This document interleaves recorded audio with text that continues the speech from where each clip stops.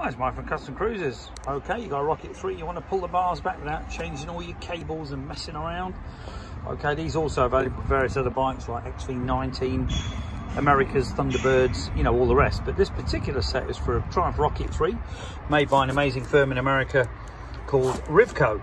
Now you can see here the difference. Here's your stock risers, and here is how far back it comes. So that's quite a big difference. 1 inch up and back towards the rider, 2 inch.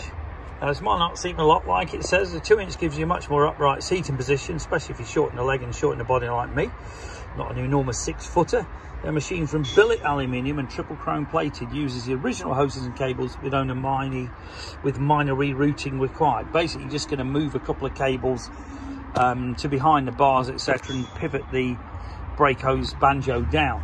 Very easy to do. Or you can actually move the brake hose through the yokes as well. On some of the bikes you do that, but pretty easy to do. And obviously if it's in America it has to be easy, otherwise they'd sue the hell out of you. Okay, beautifully made. These are CNC. You can see the quality, very heavy, proper CNC alley, not die-cast crap from the Far East, which mentioning no names, Motia for instance. But this is proper American made metal.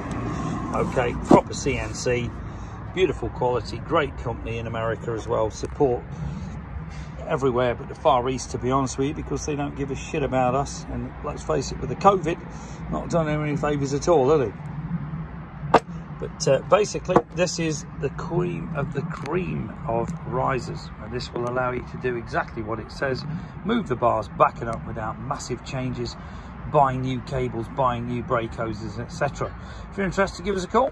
It's available for other bikes as well. 01773835666, customcruisers.com or customcruisers.eu. Thank you.